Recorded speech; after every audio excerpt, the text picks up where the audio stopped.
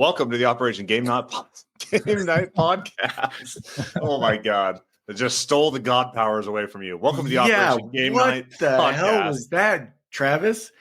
Every week I come in here and I hit the start record button, and then out of nowhere, Clay leaves for 1 week, and Man. I mean, I think There can only be one Highlander, and you left for a week, and I took over, and now I'm on the ones and twos. So I think this is how the Roman Empire collapsed.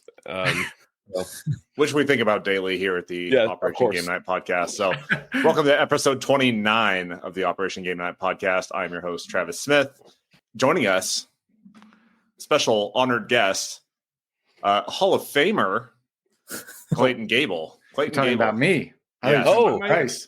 I know. I was swerving on you. What's up? Clay, Hey. how you doing? I'm doing good. I'm excited about our even more special guest, probably a Hall of Famer in something.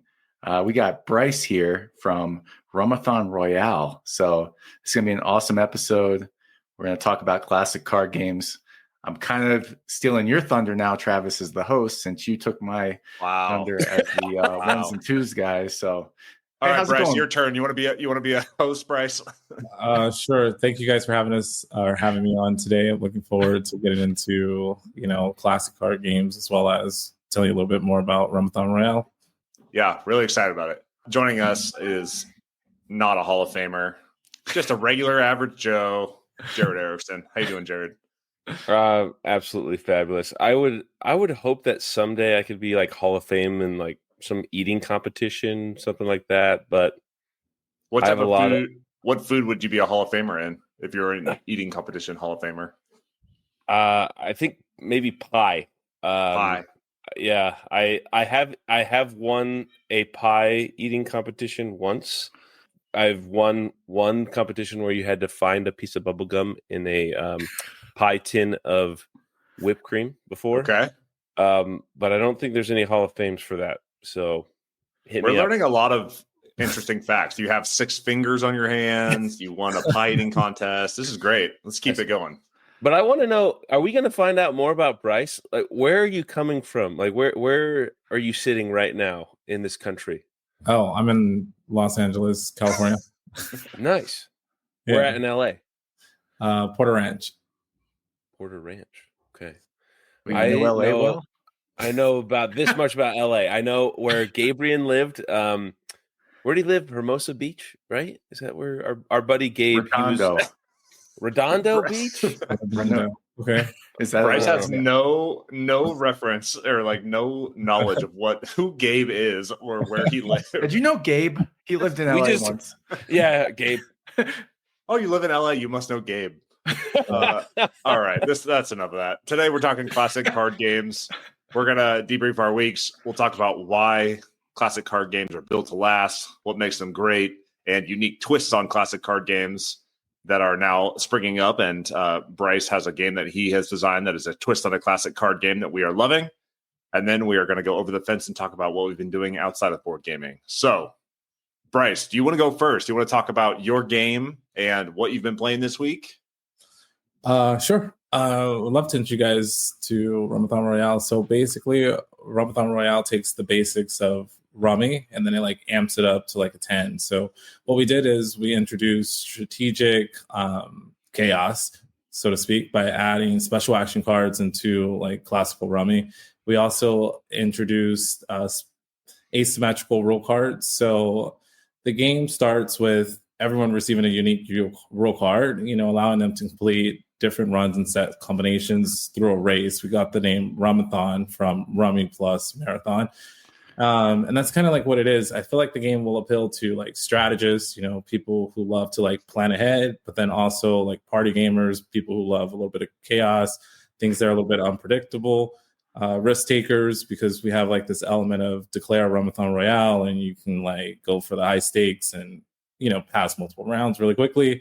We also have things that might appeal to like, the classic Rummy lover, just being the core foundation of the game. And then that's pretty much it in a nutshell. Nice.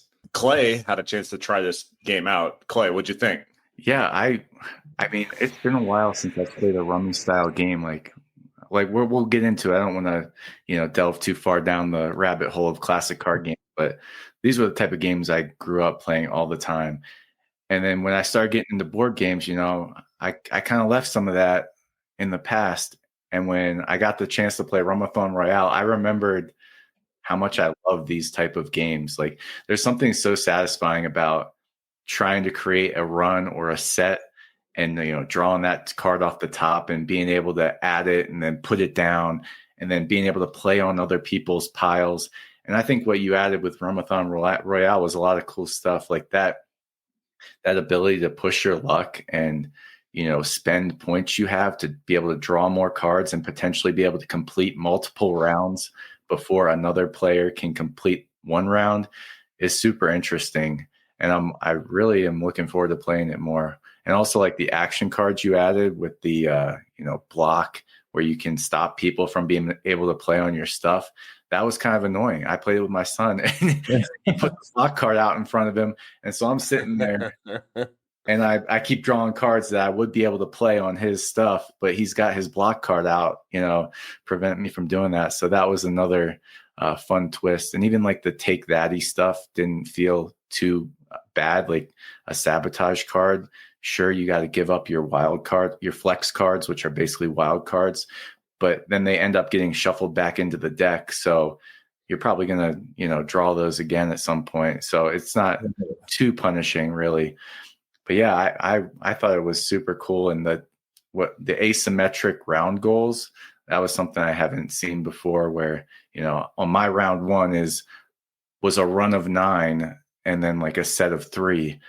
And Mason was over there. He had to get like 3 sets of 2 and a run of 3. So it was cool seeing those different round goals and they equal out over the course of the game. But yeah, I enjoyed playing this game and I'm looking forward to playing it some more. Are the starter cards are they randomized? Like, because I did like that. Like, yeah, people starting with different objectives. I like that.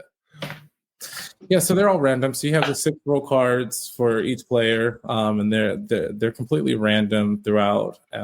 We tried to keep it a little bit balanced, but for the most part, like you said, everyone's going to end up playing the same sequences. And so yeah, and I loved it. At what point did you decide to add the like take that mechanic or the these different asymmetric player goals or anything like that? I feel like that stuff comes along like later in the development process. You're like, how can we switch up Rummy and what makes it different? And then you start to add it.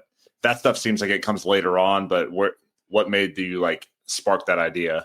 No, I think that's a great question. So the first was, how do I make this game a little bit more competitive and edgy with a little bit more take that on? I instantly came up with this sabotage card. I thought that would be like a really cool way for people who love to use like wild cards to get ahead to kind of like balance them back out, with the rest of the players. So that was the first one that came into play. And then with classic set collecting, I thought maybe if we can block players from adding so that it makes it a little bit harder for them to go out, that might be like a cool, action to throw into the game. And then I'm trying to think from there, which one came next. The block. So we have the sabotage to the block, and then I was like a burden. A burden should be something that's like dreaded. Like it's like, oh my God, I don't want this card. So burden, then I was like, if you got one burden, might as well double it up and do a double burden. So we have the 2 burden cards, we have the block, we have the sabotage, we have the flex card, which acts as a wild card of the deck, and then we have a bypass card, which is just like your classic skip a player, which I thought could be good if someone's like taking the lead and you want to like skip them. It could be a good mechanic to have. So that's kind of how the 5 developed. They all kind of happened over maybe like 2 or 3 different gameplays and testing it out. So it wasn't like far in that we were like, oh, I need another card. They came pretty quick. Yeah, I really like the burden card too, because when I was first reading the rule book, I was like, oh, this sucks. Come on.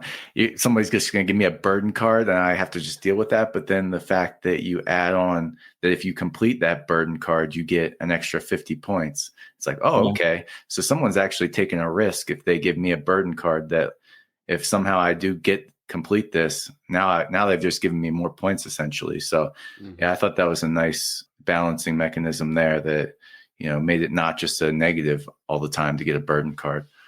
Yeah, for sure. And then being able to trade the points that you collect to get more cards so you can kind of plan in the future for rounds that might be a little bit more tricky. Like you said, the run of 9, sometimes it's hard to get 9 cards. So being able to use your points in order to get more cards kind of helps. And it also makes it a little bit more interesting too. Yeah, that's great. And so tell us about when this game is coming out, when it's launching on Kickstarter. Tell us about the future plans of Rumathon Royale. Why don't you lay out your roadmap for us? Okay, so we're planning on launching it on Kickstarter this summer. We haven't officially released the date yet, but for sure this summer. And I mean, for now, we're just trying to build, the following for it. So we sent out the game to maybe over 300 content creators and reviewers worldwide to get their feedback. We had a few things in which we tweaked regarding the game in terms of display, just to make the overall game experience a little bit more enjoyable.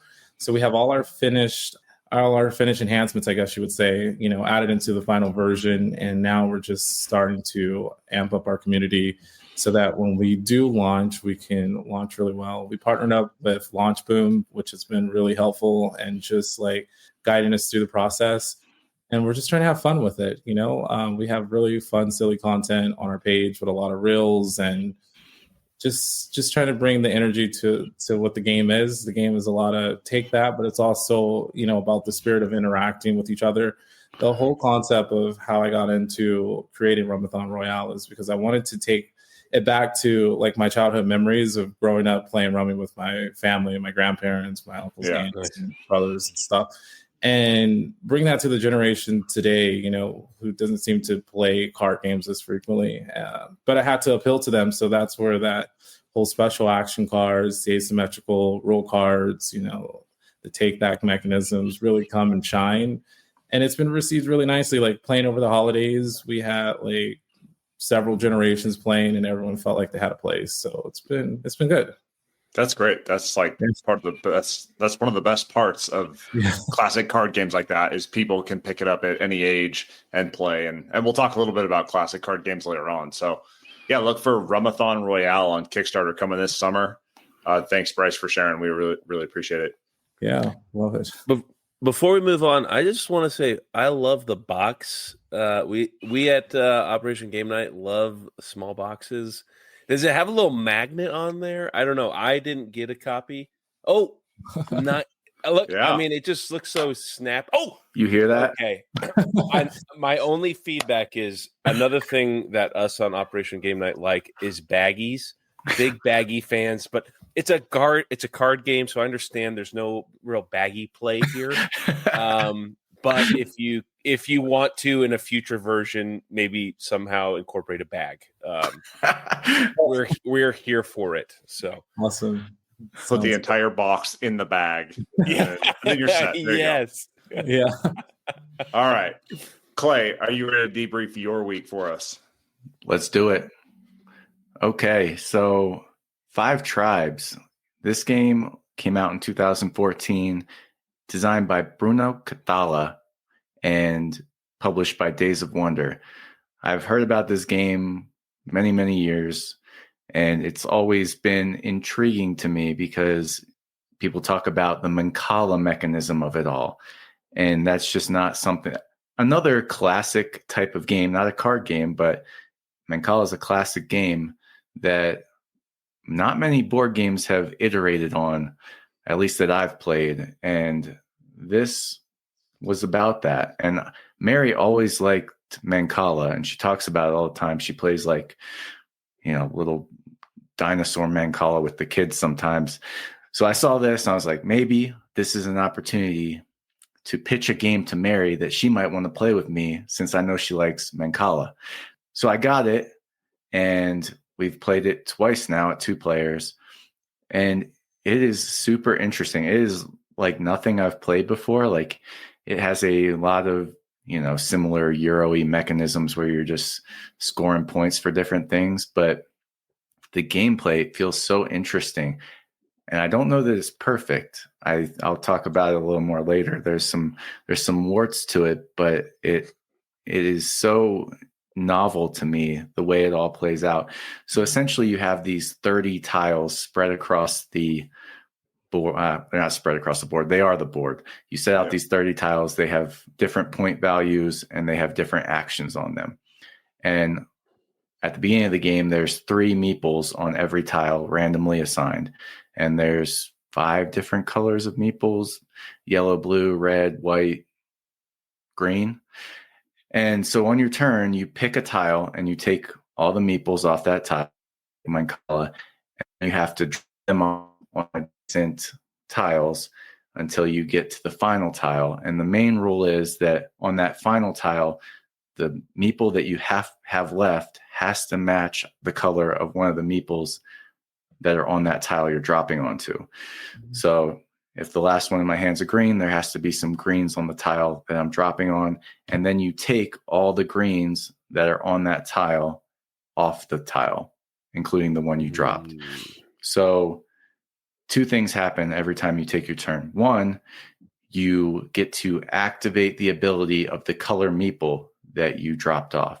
So greens let you buy these resource cards where you're trying to collect sets of different resource cards. So at the end of the game, if you have 7 different of these resources, you get a bunch of points. Reds let you assassinate another meeple on a different square or a meeple that's in front of somebody else. Yellows are worth points at the end, but if you have the most yellow meeples, you get an extra 10 points. Blues are builders. And so you look at all the tiles around the tile you just pulled up from, and every tile that has blue in the corner, you multiply that by the amount of blue meeples you took off the thing. It sounds kind of complicated, but it's really not after you do it a couple times. And then the white ones are used to buy these genies that give you like ongoing ability throughout the game. And they're also worth points at the end. So you take your meeple action, which sometimes is nothing, sometimes it's getting cards, etc. And then you take the action of the tile that you landed on. So, you know, some of these, they like add a palm tree to the tile, which essentially just makes that tile worth more points at the end. Add a palace to it. A palace is worth more points than the palm tree. And then the other spots are purchasing resource cards from the market. So you can do that at some of them. And then the last thing you can do based on a tile is buy those genie cards if you have the white meeples in front of you. So every turn, you're picking up meeples, you're dropping them off, and then you're taking the action of your last meeple and you're taking the action of the tile that you landed on. And if you land on a tile and you are able to clear all the meeples off of it, so if there's like 1 red on a tile and you landed on that with a red, you would take all the red meeples off the tile and now it's empty, and then you can claim that tile with one of your camels. And then you score points for that tile at the end of the game. So there's so much to consider on every turn. Like, it is brain burning and not something I would normally like, but it's just so sorry. Yeah, I'm a little lost right now. I said a lot of stuff. You the person that you are playing, you are a camel and you are a certain color camel. The meeples are just agnostic. Yeah. They're just pawns in this terrible desert Ponzi scheme. Yes. Yeah. We are playing as camels. I wish I knew the actual theme. I don't know that they say that you're a camel. But, okay. But you do have colored camels in front of you, and that's how you claim the different tiles. Got it. I'm tracking now. Yeah. On it. But the meeples out there, anybody can grab them. Anybody can move them around. It's like on your turn at the beginning of the game when you have 3 times 30, you got 90 meeples out there, and you're like, oh my God, where do I pick from? So you just have to be like, okay, right now I just want to like land on a spot with a green meeple so I can get some resources. And that's like all you can think about because it's overwhelming. But as the meeples start disappearing and you start to see these opportunities where it's like, ooh, there's a single yellow meeple over there. I could claim that tile if I can figure out a way to grab this stack of meeples here and meander my way over to it and land with a yellow meeple. So you start to see these like interesting tactical decisions pop up where you can, make these cool moves and, claim these tiles. And yeah, it's a cool game. And Mary really liked it. She wouldn't tell you that, but she did willingly play it a second time in the same week. So that's equivalent to a Rachel Run It Back award. A Mary Run It Back. That's awesome. Yeah, it seemed more complicated than it would be at first, but really, it's got a nice player aid that pretty much lays out all the rules. So like once you know what the 5 meeple colors do, and you know what there's like 3 different things that happen on the action tiles. When you know that, it's a pretty simple game to get into, and super tactical. Like if you play with people that have trouble making decisions, this could be an exhausting game to play, because you can't really plan for your turn, because everything that happens changes the board state so much in between your turn. Like somebody grabs a stack of 6 meeples and starts dripping them all over the board. You now have like a whole different thing to consider. So you have to kind of like on your turn be able to assess the board and like make a tactical decision about what's going to be the right move at this time.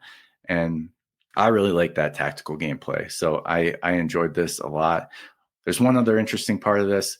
There's a turn order track.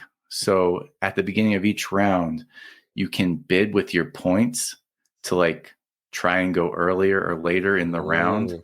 So cool. if you like see an opportunity where it's, there's a meeple on a tile you really want to claim, you could spend up to 15 of your points to ensure you go first, or you could spend 5 and hope that nobody else is that motivated to take the lead from you.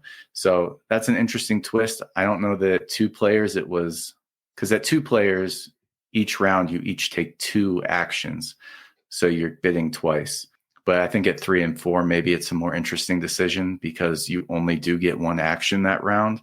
But yeah, 5 Tribes, like this game has been around a while, and it has been talked about ad nauseum by people as being a super interesting, fun game. And I can attest to the fact that I'm glad I have it, because I don't have anything like this, and it's been a lot of fun. We played it 2 players in like just under an hour both times. So, and this game made the cut to be kept through the move, correct? Yeah, Mary wasn't a fan of the shape of these. Interesting. I don't know why. Yeah. I don't know what she's talking about, but yeah, they're obviously Persian palaces, but whatever. Yeah. Some people. Gosh. Awesome. That sounds rad. Yeah, it's a cool game. Yeah, it's good to get into an older one. Sometimes you overlook the older stuff, and although it's not as old as Rummy, it is an older in the board game sphere. 10 years old. Man, that's ancient times. Excellent, Jared. Debrief your week for me. Well, this week, not necessarily as classic as what is it, Manjula? I'm sorry. Mancala? 5 Tribes. Mancala, yeah. 5 Tribes. Or card games. I mean, I will be talking about Terraforming Mars. I'm sure Clay and Travis noticed I sent them a little board game arena request to please play with me, because the guy that sits next to me in class, he's like, "Hey, have you ever heard of Terraforming Mars?" And I'm like, "Yeah, I have, and I am interested in it. And I need to get smart on it so that I can play with him." Okay. All that to say, Terraforming Mars. Here we go. We're resource gathering. We are building engines. Tons of resources here to keep track of.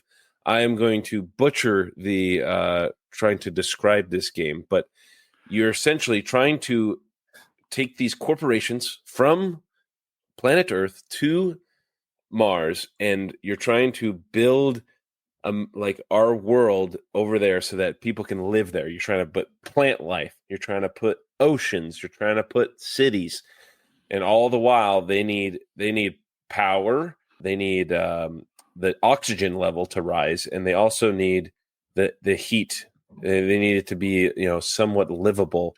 So as you're competing with your fellow players, I think this game plays 1 to 5. I don't know how crazy the single player version of it is, but I love the mechanism that you are kind of working together, but you're also you could be essentially backstabbing each other, because you can play these cards that help build your engine, that either help you maybe make more power, or you make more money, or maybe you make less money, and so you're there's opportunity loss, but you're gaining some other ability so that you can maybe put down more greenery, get more points. As you can tell on this beautiful screen that Clay's got up for us, your point tracker is around the outside. But certain cards can't be played unless certain conditions are created. So you need to either have more oceans out or more cities, or maybe the oxygen level needs to be high enough to actually plant these cards or these types of greeneries. So I think it's pretty on point. Like, you're not going to put little fish into the ocean until there's ocean, or you're not going to actually have succulents growing aloe plants unless there's oxygen. So I love that aspect of it. I like the idea that you can kind of backstab people. Not maybe backstab, but you can play a card where it's like you can take people's resources, or you need to be able to spend 3 resources to play this card, but it doesn't have to be your resources. So you could go over to Clay's table and go, thank you, and steal it from Pretty him. rude, Jared. I think I already did that once in our digital game. So, well, it's tough on the digital game because I don't know when you did it, because I don't understand fully what's happening yet. Yeah. So you just keep stabbing me as much as you can. The best part of this experience with my next door neighbor, the guy that sits next to me in school, is at my library at the school. They have Terraforming Mars. Nice. So I will be getting Terraforming Mars from my local military library and playing with my buddy. And who knows? Maybe it'll make it to my shelf, but I don't think so. But anyways, that's Terraforming Mars. Shout out! I mean, it's been around for a couple years. I think Jacob Freilich, published by Freilich Games, 2016, Stronghold Games. Anyways, man, freaking Terraforming Mars exhausts me. This game, I love like what's going on in the theme. This is like hard science, like Jared said. It's exactly how we are going to terraform Mars from a scientific basis. But just the amount of card reading and like having to understand what the cards do is just exhausting to me. Yeah, like I just wish it was a little simpler. Well, the guy that wants to play it, that's with me, he's a 6'2", he's a developmental engineer. Dude is wicked smart. He's beyond smart. I think he's gonna kick my ass when we actually do play. But it's right up his alley. But yeah, there's a lot going on. I'll say that. Awesome. Yeah, that's a good one. It's also very cognitively draining. You just like play it, like I need a nap afterwards. It's tough, man. What else you got, Jared? Anything? That's it. That's it. Okay. For me. I played a whole bunch of games. Digitally, I am loving Architects of Amatus, which just hit BGA, as briefed to us by Paul Solomon. Loving that one. It's like a tic-tac-toe meets city builder on a little player mat. Loving that one. I played The Jest of Robin Hood digitally. Hidden movement game where you play as either Robin Hood or the Sheriff of Nottingham, and you're moving around. I played as Robin Hood in the one time that I've played it, but you're moving your merry men around secretly to incite revolts at these different districts within Nottingham or Sherwood Forest. You're trying to hide Robin Hood from the sheriff. You're trying to rob and give, and the classic Robin Hood tale. Loving that one. But the one that I got played this week in person was Skyrise. Skyrise, published in 2024 by Roxley Games, designed by Gavin Brown, and artist is Andrew Bosley.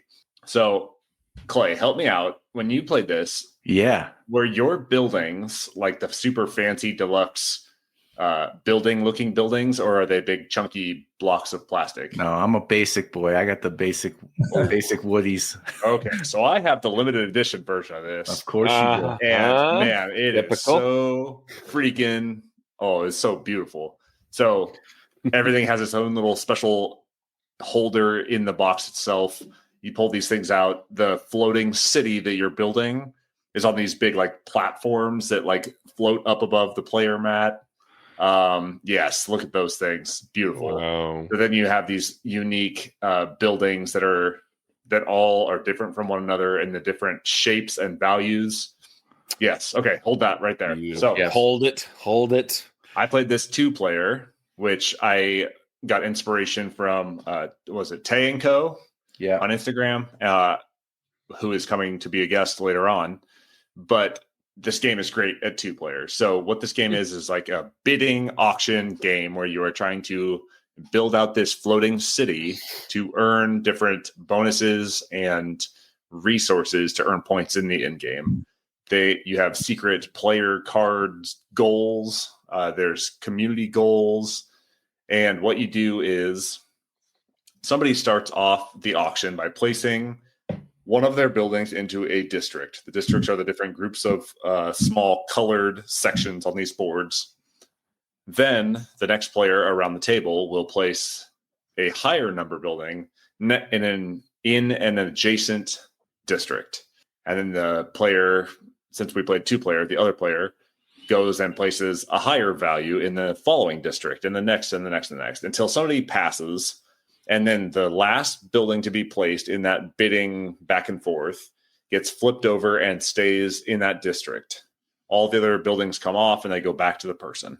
The person that got to keep their building out there gets to take the resource chip that was on the district and place it either on their player board or on their character card. And at the end of the game, the like buildings that you're placing in these different districts will earn you bonus points. You can earn bonus points for runs. Like if I have, 3 of my buildings next to each other in adjacent districts, I can earn a bonus. If I control the islands with the tallest buildings, I can earn bonus points. But basically, you score all of your bonus points at the end of these 2 eras. Era 1, you are just using these like kind of lower number buildings. When you start Era 2, you get what are called wonders. And these wonders are these big buildings that are unique from one another. They are beautiful. And they have unique player powers that you can assign to these wonders. And so you get a couple of different wonder cards to choose from. And depending on what your strategy is going forward, you can select that wonder card to represent what your wonder will do when it is placed. It's a unique looking building. It doesn't play like the other ones on the bottom. Instead of a number that you would typically bid in these auctions, it's got a W on it, and it just kind of trumps everything else, like any other number that is placed during the auction. And so once both players have placed all of their buildings, Era 2 is over, and you do the in-game scoring. Whoever has the most amount of player points wins. This game's awesome. I really enjoyed it. I mean, I've never played it 3 or 4 players, but even 2 players, like this kind of back and forth, quick auction style where you're building out this floating city. I mean, it's a cool theme. The buildings are super nice. The components are super nice. I have the limited edition, so take that for what it's worth. But yeah, I just love how quick and snappy it is. And I can see when you play with like 3 or 4 players, that auction becomes really tense, and you can actually like direct which direction the auction goes. Ooh. So like, if I'm bidding next and maybe somebody wants to go towards this one specific resource that they need, I can bid in the opposite direction and force them to go kind of around. That doesn't make a whole lot of sense, but it's basically like an auction like on it's like directionally. Yeah, it's like it's an auction that takes a physical shape as you kind of snake your auction around the board. Yeah, so like right here, you got somebody went out here with the 32. Yep. And this light blue player played a 61 in that adjacent region. And then the purple player was like, oh, hell no, I'm playing the 91 in this yellow spot. And then yellow comes back. They only wanted to play a 32, but now here they are with a 114. They must have really liked that little green patch of land over there. Yep. And they probably won that. But then they were in a hole there because there's nowhere else for them to go, right? Yes, that's right. Is that true as well? So that's an auto win.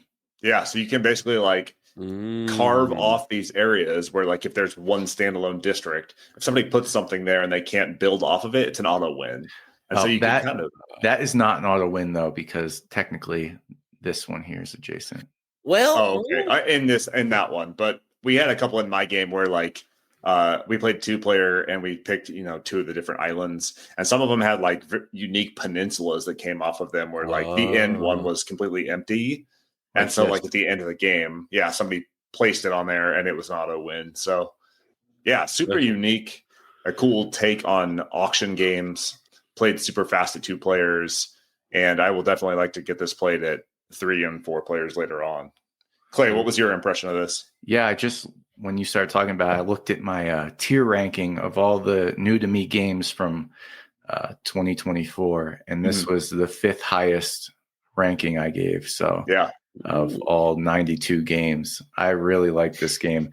It's simple to teach. Like, am I going to play a building that's higher than your building, and in which of these adjacent spots? But yeah, just the directionality of it and the different resources you're trying to grab is a lot of fun, and it does look beautiful. And I'm excited to hear that I can try and play it at 2 players, because that's what's been keeping it off the table. Is I played it twice at 4. It goes kind of long at 4 players. Like it's probably over 2 hours, which I'm a guy that likes to be a 90-minute gamer. 2 hours is getting up there for me, especially with 4 players, because usually the 3 other players aren't as into games as I am. So I know that they're probably waning in their interest by the time we hit 2 hours. So I try and keep the games a little tighter. But Mary likes this game, and if we can play it quick at 2 players, that's a good weeknight Wine Wednesday game for us. Yeah, and this might even appeal to a real estate professional. Ooh. How about it, Bryce? Yeah. Look at that. Oh, it sounds great. This game is very cool. Definitely going to get it played again. Very cool table presence, too.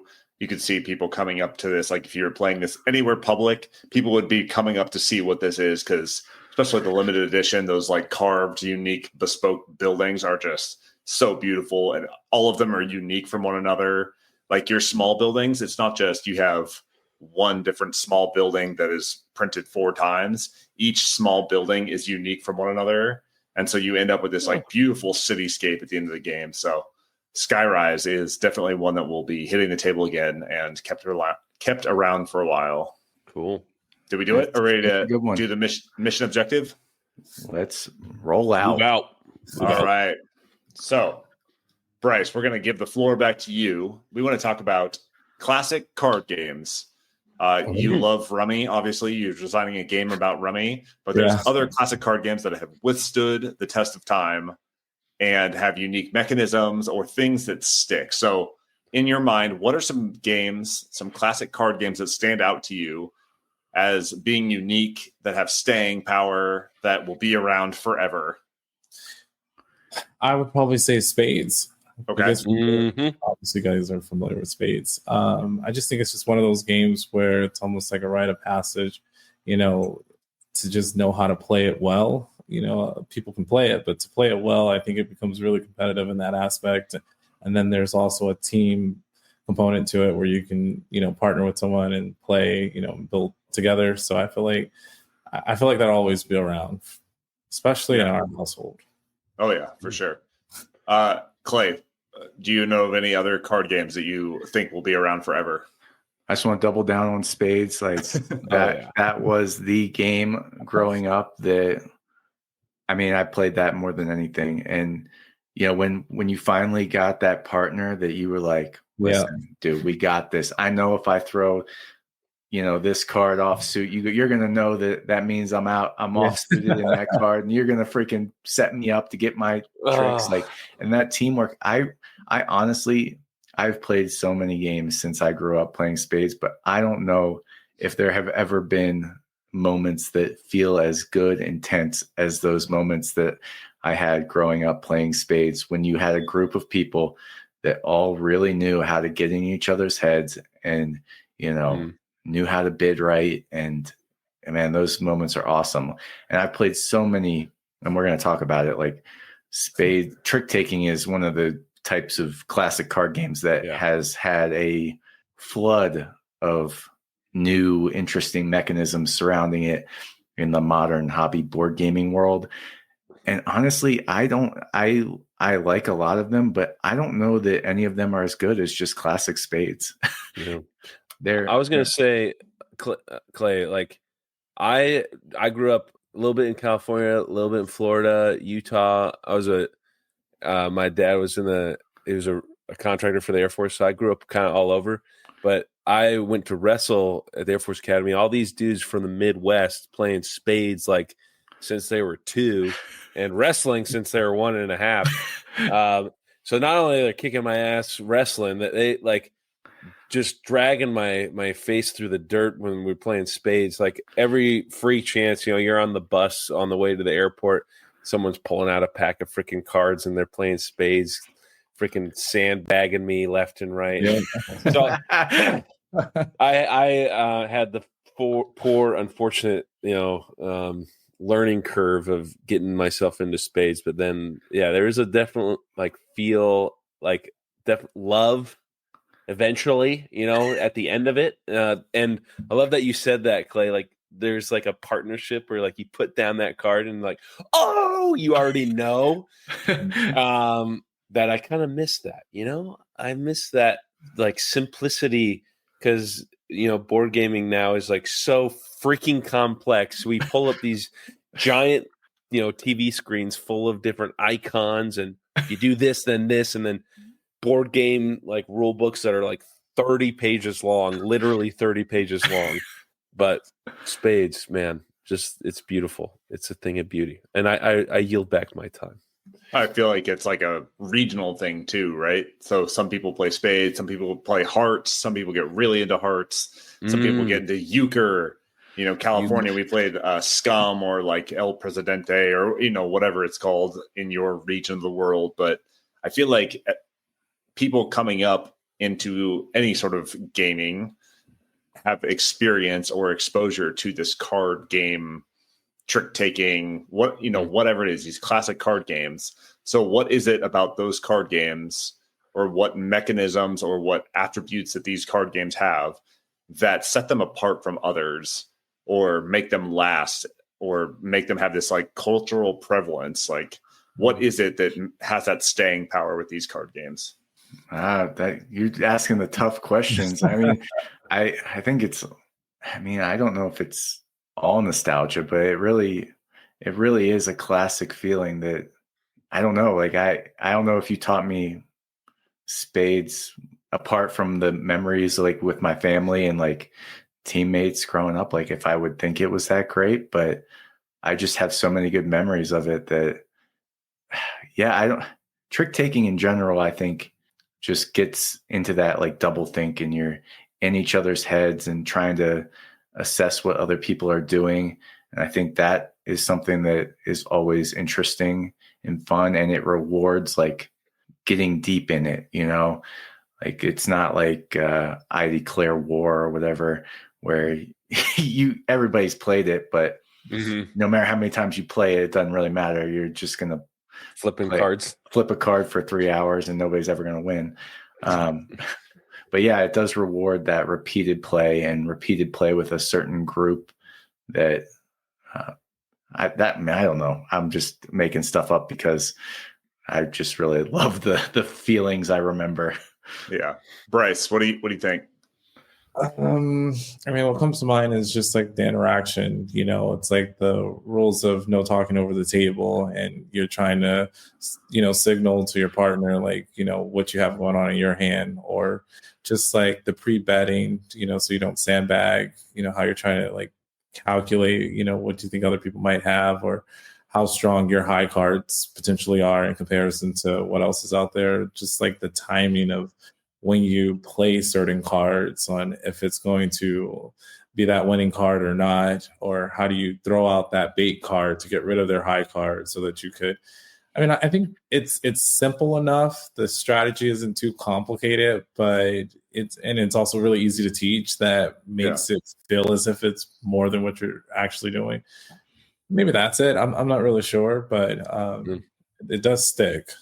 Yeah, I think it's got to do a lot with like social deduction, and like when you play with the same people over and over again, like you kind of know how they're playing and what that means for their hand that they're maybe they're bluffing, maybe they're not. Like, I know that this person plays this specific way. And plus, I think it all comes down to like a deck of cards costs what, like $2 nowadays with inflation. like it's something that is super cheap and easy, and it can be passed down from generation to generation. We talked about anybody at any age can pick up hearts or spades and sit at the table with the big kids or with the grown-ups and play. And like, it's inclusive. It brings people together. It's quality time. It's cheap. And, it has a little bit of gamesmanship. There's like that very pure, what is that? Like game mentality or game theory where you're like bluffing and bidding and playing the other person versus playing what you have in your hand. So I think that's what like makes them stick. But since these games were invented, 100 years ago, they've been iterated on a bazillion times. So like, what are some cool twists that you've seen to these classic card games besides Rumathon Royale, which we love? What are some like other twists on these classic card games that you've seen that like really stand out to you? Recently I came across Nine Holes, which reminded me of a classic a lot, but I thought it was very interesting, how they made it more relevant towards today. Yeah. I forget what the classic is of it that it's based off of, but I mean, it instantly brought feelings of nostalgia. Okay. Are you talking about like golf? Or is it golf? Sorry. No, I think no, I'm talking about the classic game that I used to play with a deck of cards. We called it golf. But now there's a game, I think I've seen it too, where it's like 9 holes or something like that. Yeah. And you're playing essentially the same game where you have like a grid of cards in front of you and you're trying to get like matches. Get them in an order. Well, you're trying to get like, if you have like 2 rows of 3, you want the left column to have matching numbers because then they like equal out to 0. Yeah. That's it. Yeah. My sponsor mom at the academy played that, and she'd have these cards that were like these big, like almost the size of a sheet of paper, and she liked it because she could play with her grandkids and also with dumb, young, hungry cadets. So like it worked great for me. Yeah, and then like the kings were like zeros. extra points or something like that. But if you got them in a row, they'd cancel out. So like maybe you risk it for the biscuit and you take the, I don't remember if it was the kings or whatever, but you're pushing your luck a little bit there. But no, heck yeah, I do love that one. I was thinking of Uno random, because I was trying to think back, like what did my family actually play? We played Rumacube a lot, but that's not a card game. But we did play Uno. And the twists on Uno are like that I remember, like the weird little thing, like it would shoot cards out of you, at you. You had to like press the button. Little dealer thing. Yeah, the dealer. It's so freaking gimmicky, Uno. Like, but you go back to like, that's why I think Uno is more just like that weird. I don't know, weird, but like capitalistic. Like I don't know, like how do we make more money off of this? Whereas Spades is like just pure. It's just like get a deck of cards, go play this game with your buds. So I don't know. I did like, as a kid, I just like sit there and just keep hitting the button. I'm not even playing with anyone but myself. Just keep hitting the button until it starts shooting stuff. And I didn't really answer you earlier. Sorry, I got too excited because Bryce brought up Spades. But just thinking of some other like classic card games that off the cuff, like you grow up playing. We mentioned now golf, or whatever you might have called it, where you have those, holes you're going through. Rummy, obviously. We grew up playing. I didn't even know this was associated with Rummy, but now that I've learned more, we called it Escalera. And essentially you like started with like, it's basically just like phase 10, you start with like 3 cards and the first round you're trying to get a run of 2, and then you go to the next round, you get 4 cards and you're trying to get a run of 2, set of 2, and you go all the way up and back down. And I mean, we played a ton of that, and I don't know what actual Rummy looks like. So maybe Bryce can explain if that's pretty similar to actual Rummy or not, but yeah, it is. Okay. Yeah. We just called it Escalera for some reason. I don't know. And that's like the thing with a lot of these games. There's like a lot of like weird like offshoots and house rules and like different variations that you can play. But yeah, Rummy essentially. And then you have your poker style games, you know, your Texas Hold'ems, etc. We played a game growing up called BS. I'm sure everybody probably played it, where you're on the sixes and it's your turn. You're like 3 6s. And like, bullshit. But which is kind of like a twist on Liar's Dice, right? Like you're like going around and kind of like trying to sneak as many cards in as you can. Yeah, it's like they're all kind of these weird crossovers between dice games and social deduction and card games. And yeah, there's so many like cool iterations on that stuff. And everybody has their unique name for it. Like some people called it, you know, Scum. Some people called it Presidente. Some people called it, you know, whatever it is. But yeah, that stuff's cool that it has like its own regional thing. It's got its own like family thing. People have their own rules that they carry around or pass along. And every time you sit down, you got to be like, oh, how do you play this card specifically? You know, like everyone's got their own little thing that is developed in these regional dialects almost. So what other like cool iterations have we seen lately or twists on these games? I was thinking specifically, I don't know why, but I was thinking about spades and how you're like playing with a partner and how you're like trying to read the other player.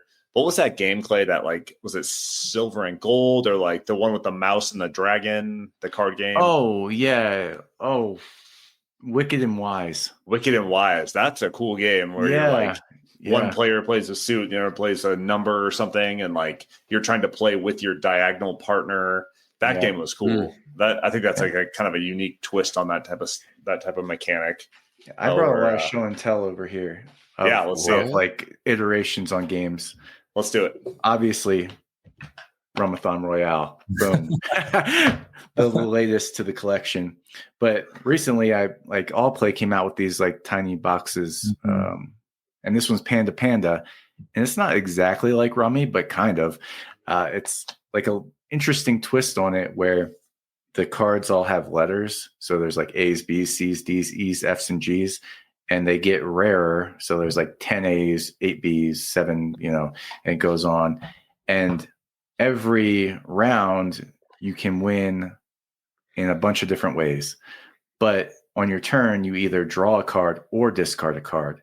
So you kind of are manipulating the size of your hand. So you can go for like a big hand and get like the winning combination of like 5 A's and 4 B's. Or you can start like discarding down and go for a winning combination of like a G and an F, which are 2 rare cards. So it's an interesting take on it where you like can manipulate the size of your hand to try and get these winning combinations. But yeah, super quick little fun game that we've been playing with the kids and having a good time. But yeah.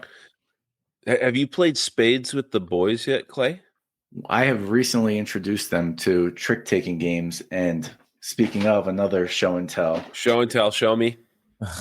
They love Skull King. So really? Yeah.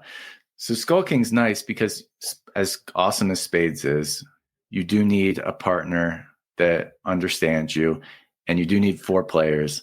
Skull King plays I think it's like 2 to 8 players. So you have a wide variety in the player count. And it's got some interesting stuff like the trumping is a little more dynamic because there's pirates that beat everything. Mermaids. But then there's a mermaid that'll beat all the pirates. And then there's the Skull King that beats everything, but a mermaid can beat the Skull King. And so you get like bonus points if you happen to actually do that and you take a Skull King with a mermaid. And what I also like about Skull King is that it ramps up. So you start with 1 card and you're all bidding on, that one single card. And everybody's like, okay, 3, 2, 1. I think you're supposed to say yo ho ho. Yo ho. Okay. Yeah. You're getting me hyped. and then you bid either 0 or 1. And then the next round you all get 2 cards. So you're bidding on 2 cards. So this was a nice one to introduce to them because it starts out super easy with like, okay, we're going to play 1 trick. Do you think you're going to win it or not? And then it just ramps up as you go. So Skull King's been a cool trick taking twist game that I've really enjoyed. And I will cede the floor for a little bit because I could talk forever about these type of like card game offshoots. I just love them. How are you going to bring these 2 small box games, like not even 2 weeks after we do our small box breakdown?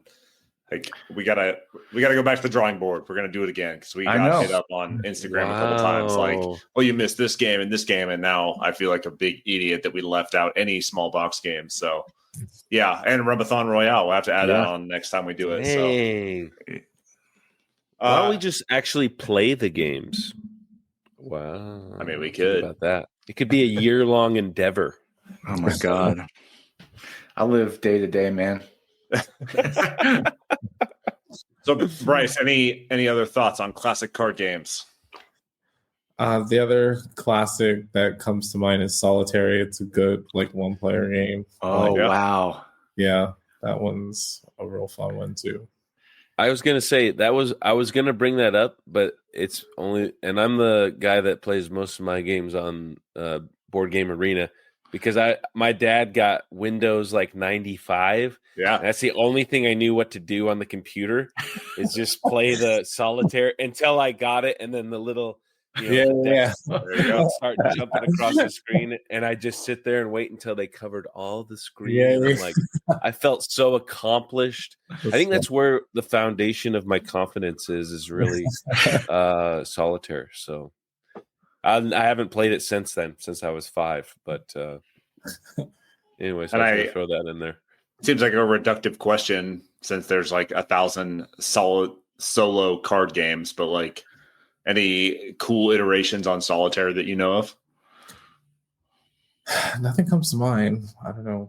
It's kind of a hard one, right? It's like so simple that like it's been iterated 1,000 times probably, but none of them like really pop. But the one that I was going to bring out, because it is solo, it's not a Solitaire game per se, but like Regicide Solitaire card game played with a single deck of cards. Bryce, have you ever played Regicide? No, but looks interesting. It is actually like a card battler. It's a cooperative game. You can play with multiple players, but you're playing cards from your hand that are 2 through 10, and you're trying to take down the face cards, which are like the bosses, basically. And each suit that you play will do the value of the card, and then the suit does special things like hearts will heal you and get additional cards back into your deck. Spades will double the attack value, and clubs are like the base attack and different things like that. So maybe I think the diamonds are shields and will like prevent damage on the tail end. So really cool. They actually have an app that's like pretty intuitive and super easy to manage the game because it's a lot to keep track of as you're playing it with just the deck of cards. But it's like really intuitive when you run it through the app. So that one that you were telling us about, it was a couple weeks ago. It was like this really cutesy one that was a really small box one. Sausage for Northwood. Oh, for Northwood. Yeah, that one was cool. Wasn't that kind of solitary? Was that it's kind of solitary? It is a solo trick taking game. Oh, just where you are. Yeah, you like pick a village to visit, and each village has a leader, and those leaders have a certain value, and you have to win a certain number of tricks equal to that value. And so, like, if I go to the 2s out of this big deck of like conversations, I have to win 2 of those by playing tricks against them. And you have special abilities that can help you like win or lose tricks down the road. So it's a kind of a cool mechanic, and it's like an interesting take on trick taking where you are playing against yourself, but you're playing against the deck to win a very specific amount of tricks. That one's super unique and super easy to learn. So I really enjoyed For Northwood. I think there was like a photo of it that made it look like it was solitaire. I don't know. Oh, it's kind of set up that way, right? You have like your cards. Like it was kind of like laid out on top, and then you've got your conversations and the amount of tricks and stuff, and then right in front of you, you have your like special ability cards, and then you've got your like trick taking deck that you're kind of working against. So it's pretty cool. One more type of game that we haven't talked about is like Haggis. I've never played it, but games like Scout, where these climbing games where you have to play increasing values of runs and sets to try and get rid of cards from your hand. So that's another type of classic game that, like, we have tons of them now. Another one from that all play line, Rainbow. It kind of combines For Sale with that, which is super cool. You should check that out.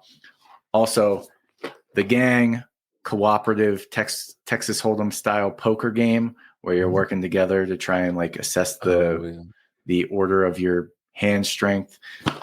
Another interesting twist on a classic game, Jekyll versus Hyde. This is a 2-player trick-taking game where one person's trying to make it so that you each win like an even amount of tricks. Like, so Travis wins 5, I win 5, and the other person's trying to make it super uneven. So they want one person to win 10 and the other person to win 0. So you're kind of like battling on this track, trying to, tip the scales in one direction or the other. That was a cool twist. Cat in the Box. I don't know that I love playing this game, but it's super interesting because your cards don't have suits until you play them. So they're all just black cards. And then there's this like track that you can say like, okay, I played a 3. It was actually the red 3. And then nobody else can play a 3 and say it was the red 3. So that's a cool game. And then Fantasy Realms, kind of a stretch, but it has the same feeling to me of like a Rummy style game where you are just drawing and discarding, and you're trying to make this like magic hand of all these cards that work really well together. And it plays super quick, and it has that awesome feeling where, you create these combos that just pop off and you score a ton of points. And I am done now.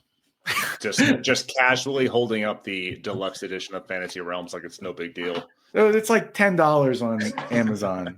All right, let's go. Bryce, tell me what you've been doing outside of board gaming. Oh, and we want to hear like another shout out for your game. So go ahead, Bryce.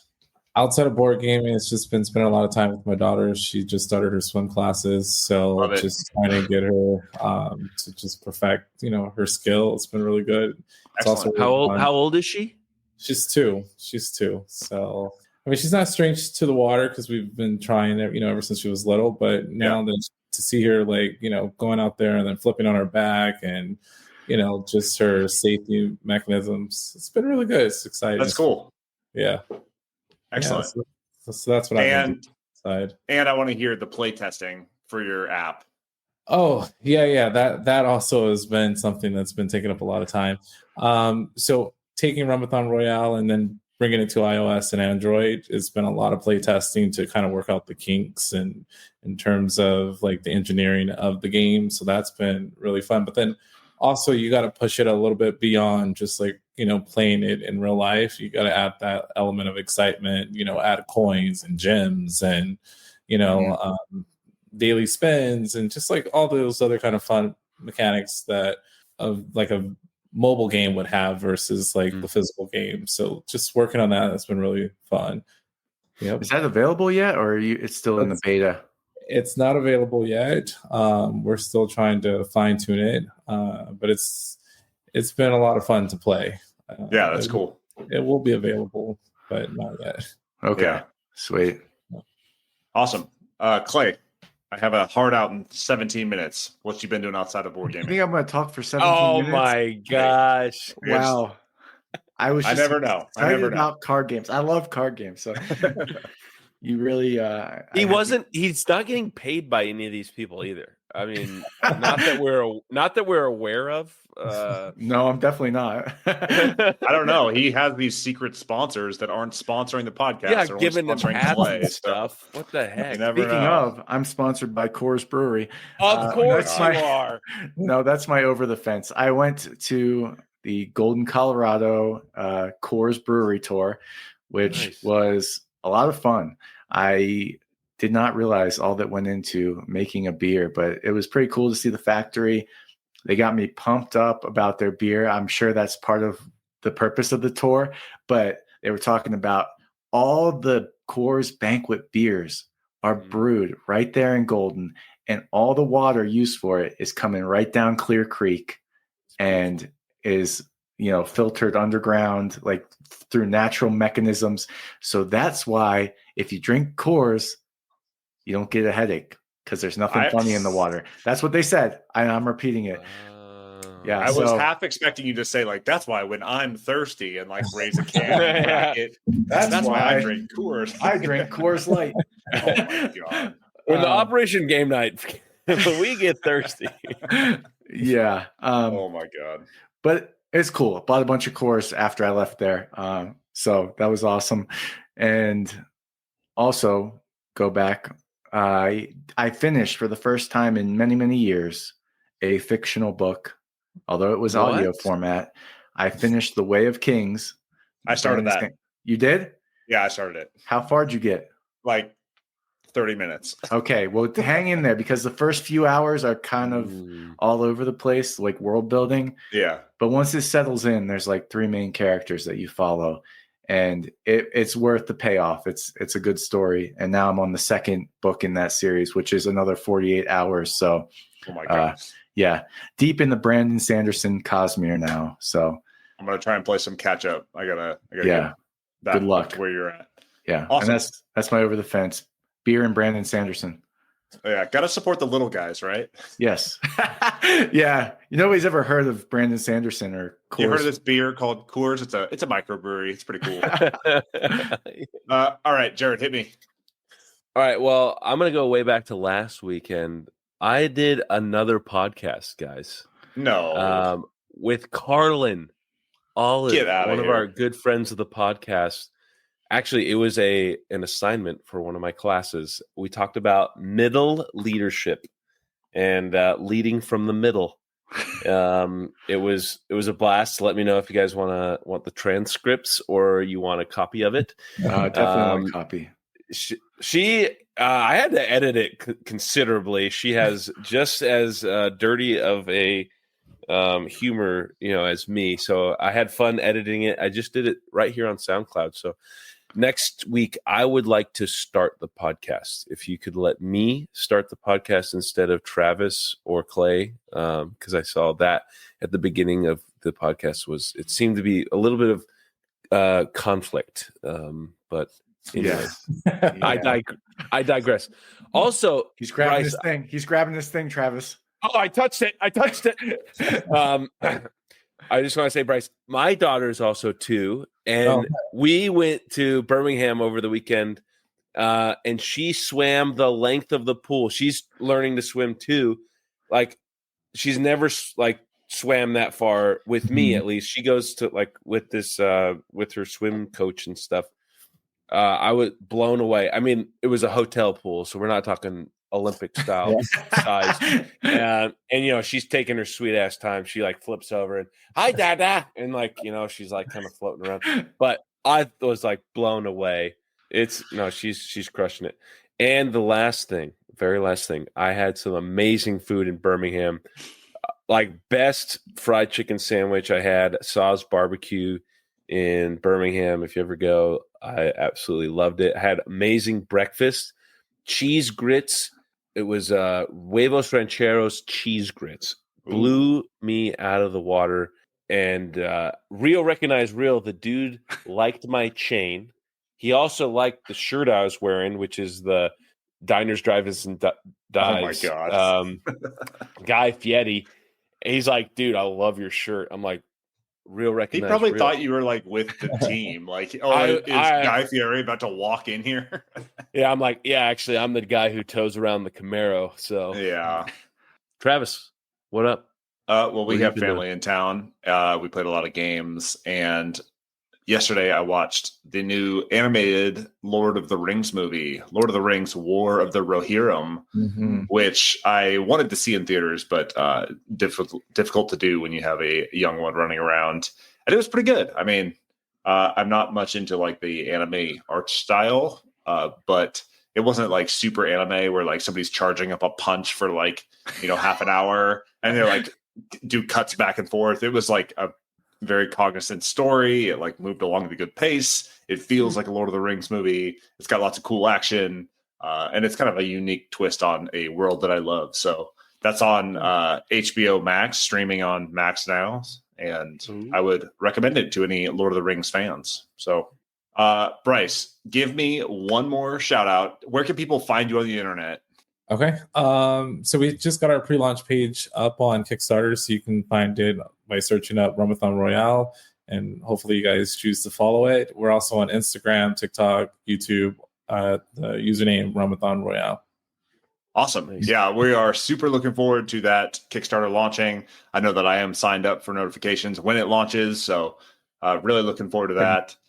And yeah, thank you so much for joining us. We really enjoyed our conversation today. Hey, sorry, I want to go over the fence again quick, Travis. Oh my God. I was very brief in my initial statement. Jared brought up Carl, and it reminded me that we went to Red Leg Brewery on Thursday for an office trivia night, and we didn't win. But I want to tell you why. One, there was a trick question. So we were like, it was 48 questions in. We had gotten one wrong, and we were in second place. We got another one wrong. I would like to contest the question. But anyway, so we were in second place going into the last round where you had to wager points. And that's basically the story. We didn't get the final thing right, so we didn't win. But there were 30 teams, and we were in second place, which was pretty awesome.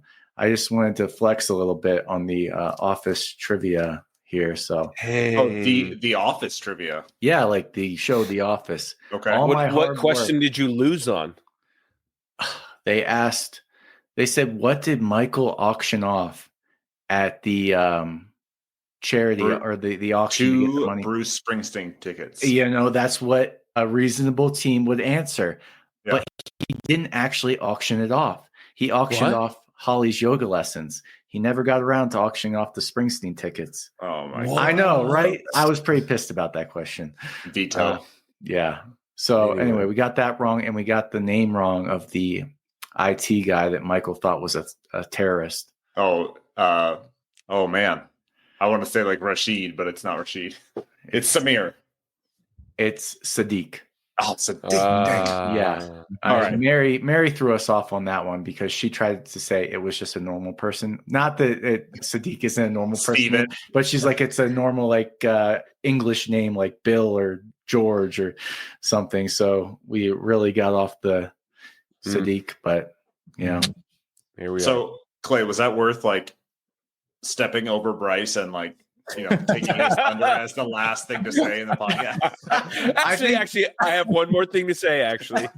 Yeah, I didn't want to leave the podcast without bragging about how well we did in office trivia. Okay, well, I'll cut that and I'll move it back to your over the fence. Okay. So, there you go. All right. Well done. We did it. For Operation Game Night, I have been Travis. He has been Clay. He has been Jared. He has been our special guest, Bryce, designer of Rumathon Royale. And we will see you next week. Are you going to hit the button?